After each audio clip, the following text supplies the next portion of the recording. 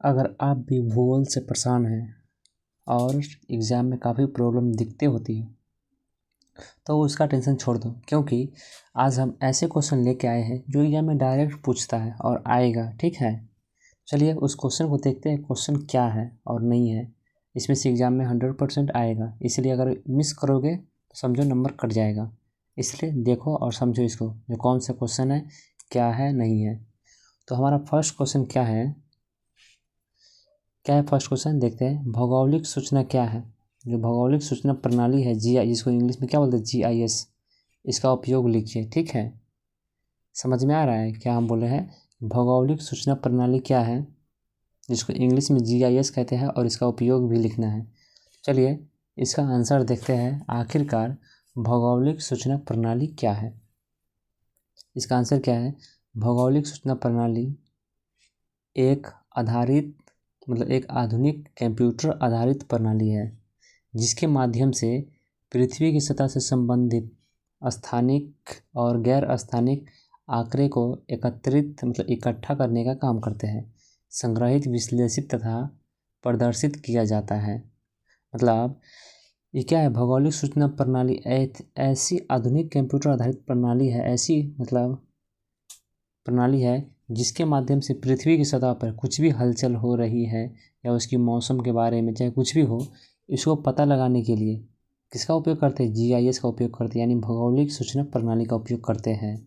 ठीक है, उसके बाद यह तकनीक विभिन्न प्रकार के नक्शे और डेटा को एक साथ जोड़कर, देख रहे हो यहाँ पे, यह तकनीक क्या करता है? विभिन्न प्रकार के नक्शे और डेटा को एक साथ जोड़कर किसी स्थान की वास्तविक स्थिति को स्पष्ट और सटीक चित्र प्रस्तुत करती है।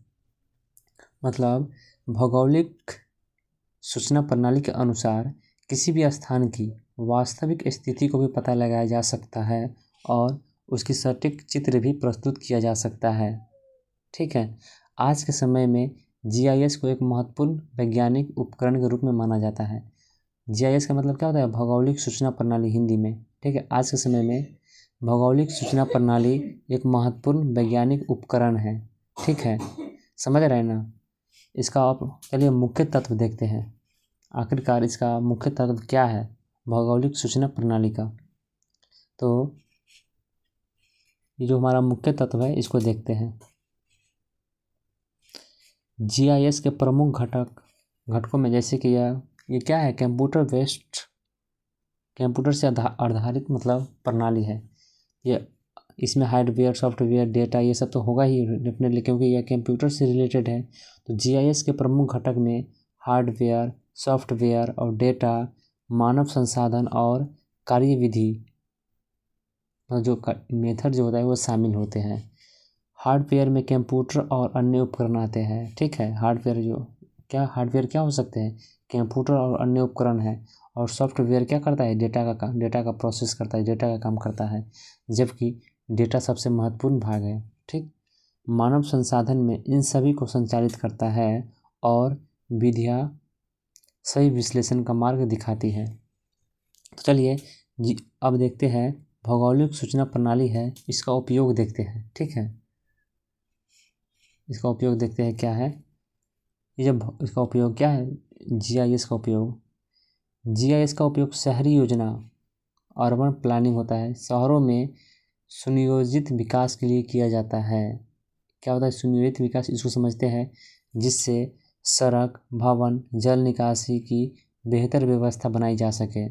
ठीक है, इसका उपयोग शहर के सुविधाओं के लिए भी किया जाता है, जिसमें सड़क बनाना, भवन, इसमें किस जगह पे कहाँ पे अच्छा होगा बनाने के लिए, उस अकॉर्डिंग देख के बनाया जाता है। ठीक है, GIS का उपयोग समझ लो कितना यूज़फुल है हमारे लिए। और इसका उपयोग तो कृषि में भी होने लगा है, देख रहे हो?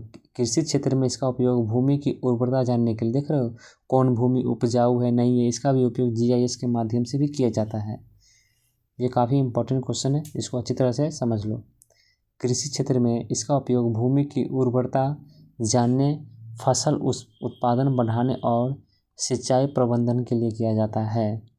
समझ रहे हो? GIS का उपयोग क्या होता है? फसल का उत्पादन भी बढ़ाने में किया जाता है। कौन सा मिट्टी कितना अच्छा है, इसको जांच पड़ताल करके फिर उसको कृषि वहाँ पे किया जाता है, ताकि उसका उत्पादन ज़्यादा हो और किसानों को लाभ मिल सके।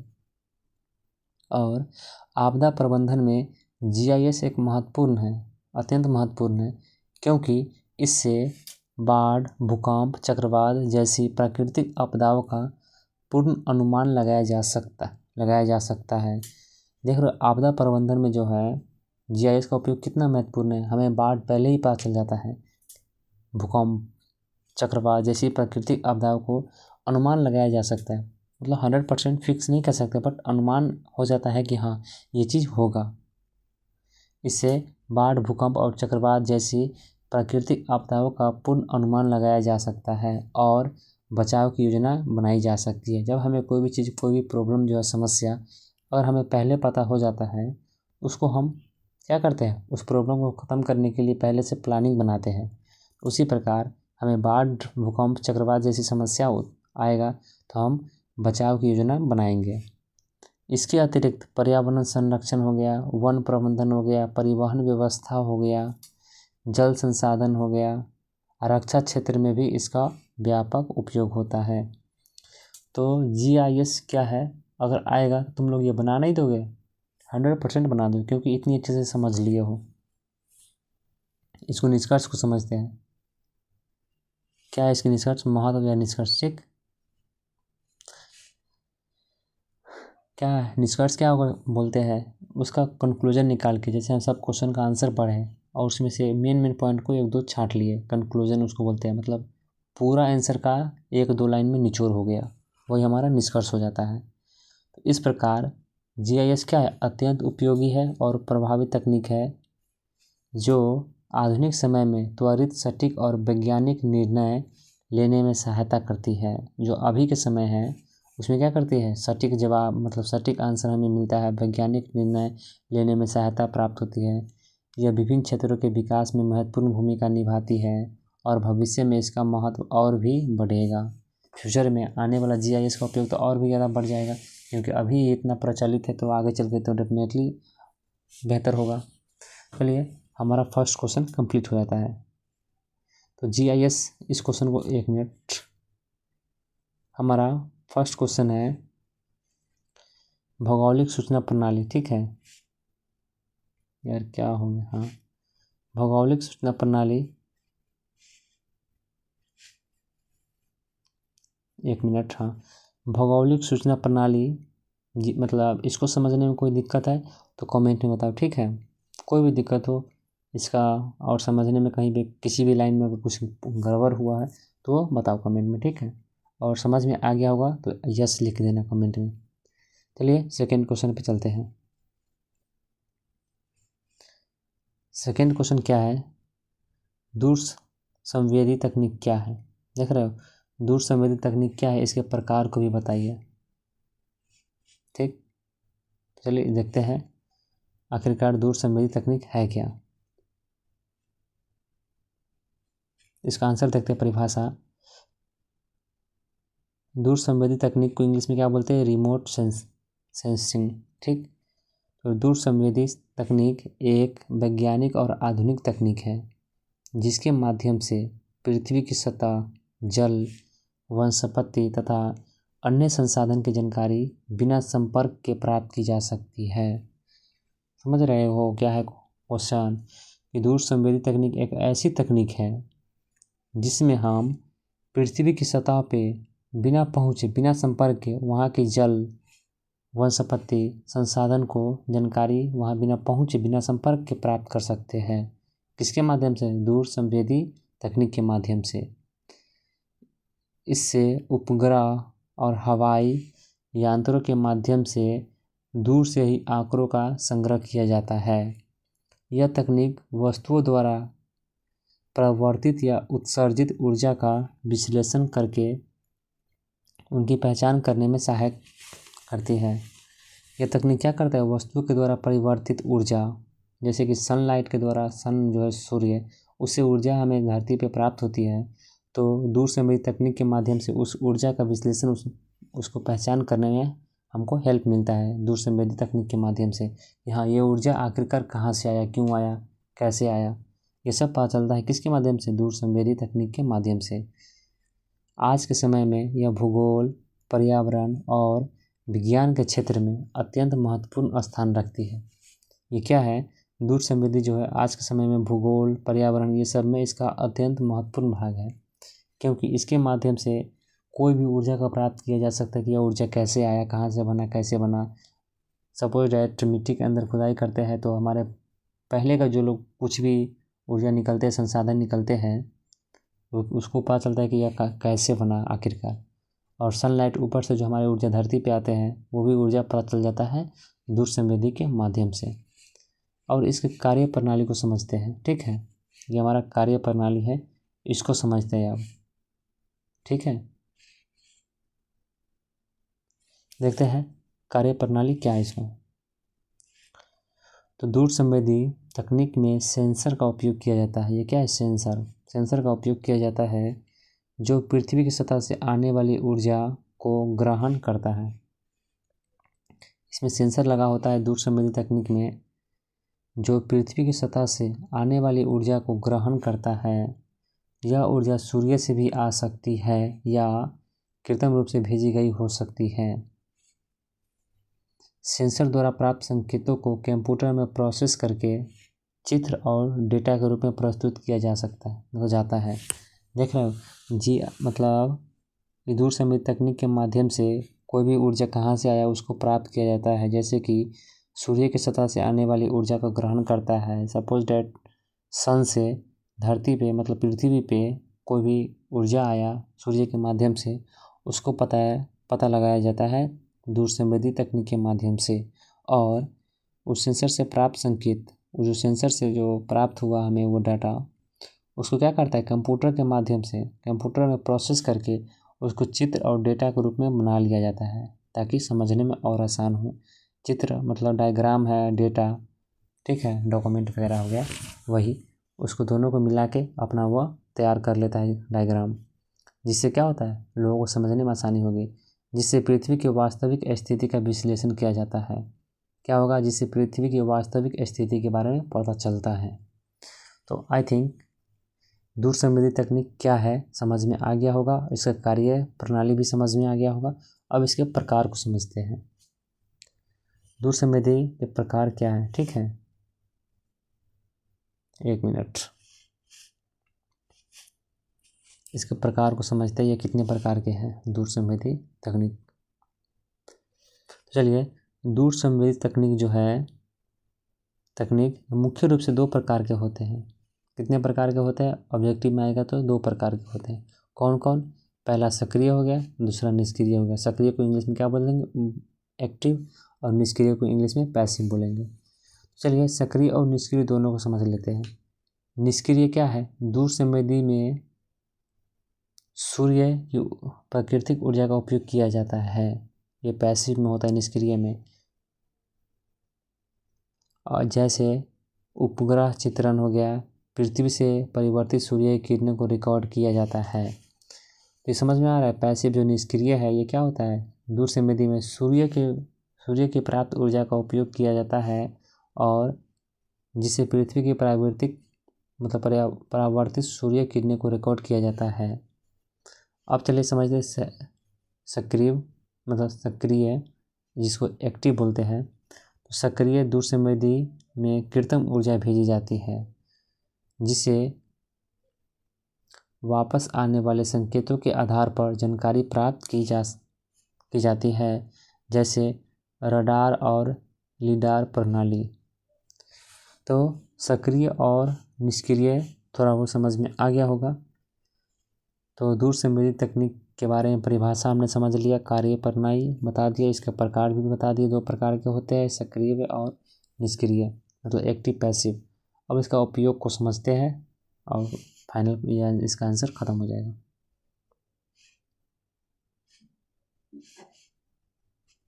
एक मिनट रुक जाए। हाँ, अब इसका उपयोग को समझते हैं। उपयोग क्या है? यानी उपयोग,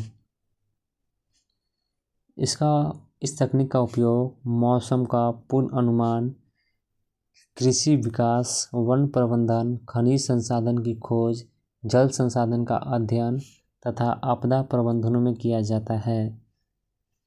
इसका उपयोग कहाँ किया जाता है? मौसम के बारे में जानकारी प्राप्त करने के लिए किया जाता है। कृषि के विकास में, कृषि कौन सी मिट्टी पे फसल करेंगे तो उसकी उपज ज़्यादा होगी, इसलिए वन प्रबंधन, वनों की देखरेख के लिए, खनिज संसाधन जैसे कोई भी ऊर्जा है उसके बारे में, जल के बारे में, पृथ्वी की सतह पर जल कहाँ है क्या नहीं है, कैसा जल है, खारा जल है, खराब जल है, ये सब के बारे में पता लगाने के लिए। और आपदा प्रबंधन जैसे बाढ़ हो गया, सूखा हो गया, चक्रवात, ये सब क्या हो गया, आपदा प्रबंधन में भी किया जाता है। इससे बाढ़, सूखा, चक्रवात जैसी आपदाओं की जानकारी पहले ही मिल जाती है। ठीक है, क्या है, बाढ़ हो गया, सूखा हो गया, चक्रवात जैसी आपदाओं की जानकारी हमें पहले ही प्राप्त हो जाती है, जिससे बचाव के उपाय किए जा सकते हैं। इसके अलावा हमें कोई भी प्रॉब्लम होगा, अगर पहले पता चल जाता है तो उसका समाधान हम निकाल के रखेंगे, तो इसके बचाव के लिए ऑप्शन मिल जाते हैं। इसके अलावा पर्यावरण संरक्षण और भूमि उपयोग योजना में भी यह अत्यंत उपयोगी है। यह पर्यावरण संरक्षण, पर्यावरण को शुद्ध बनाए रखने के लिए, और भूमि का उपयोग का, कौन भूमि ज़्यादा उपयोगी है फसल के लिए, उसके बारे में जानकारी प्राप्त किया जाता है। किसके माध्यम से? हमारा दूरसंवेदी तकनीक है, इसके माध्यम से। अब फाइनली निष्कर्ष समझते हैं। ठीक है, एक मिनट रुक जाओ। फाइनली क्या निष्कर्ष समझते हैं। इस प्रकार दूरसंवेदी तकनीक एक अत्यंत महत्वपूर्ण वैज्ञानिक उपकरण है। ठीक है, जो बिना सीधे संपर्क के पृथ्वी का सटीक जानकारी प्राप्त करता है, ताज़ा और विस्तृत जानकारी प्रदान करता है, तथा विभिन्न क्षेत्रों में योजना और विकास के लिए अत्यंत सहायता सिद्ध होता है। कौन? दूरसंवेदी तकनीक। ये काफ़ी इम्पोर्टेंट है सभी व्यक्ति के लिए, क्योंकि इससे क्या क्या पता चलता है, बहुत कुछ पता चलता है। जैसे हमारे मौसम कैसा है, ठीक है, तो क्या होने वाला है, क्या नहीं होने वाला है, कहाँ पे क्या ज़रूरी है, बाढ़ आने वाला, ये सब काफ़ी इम्पोर्टेंट है दूरसंवेदी तकनीक। आई थिंक ये 2 क्वेश्चन अच्छी तरह से समझ में आ गया हो। चलिए इसको फटाफट क्विक रिवीजन करते हैं। आज हमने क्या क्या देखा। तो हमारा फर्स्ट क्वेश्चन था क्या, भौगोलिक सूचना प्रणाली क्या है। 1 मिनट या क्या हो जाता है। भौगोलिक सूचना प्रणाली क्या है? GIS। भौगोलिक सूचना प्रणाली क्या है? यह भौगोलिक सूचना प्रणाली एक प्रकार का कंप्यूटर आधारित प्रणाली है, जिसके माध्यम से पृथ्वी की सतह पर संबंधित कोई भी जानकारी इकट्ठा प्राप्त करने के लिए इसका उपयोग किया जाता है। जैसे नक्शे तैयार करना, डेटा को एक साथ जोड़ के किसी भी स्थान की वास्तविक जानकारी प्राप्त करना, ये सब क्या है? भौगोलिक सूचना प्रणाली है। ठीक है, तो भौगोलिक सूचना प्रणाली समझ में आया। भौगोलिक सूचना प्रणाली का उपयोग शहरों में किया जाता है। कहाँ पे पोल निर्माण में, कहाँ पे भवन, जल निकासी के लिए बेहतर योजना है, क्योंकि इसके माध्यम से सभी स्थान के बारे में अच्छी तरह से जानकारी प्राप्त होती है।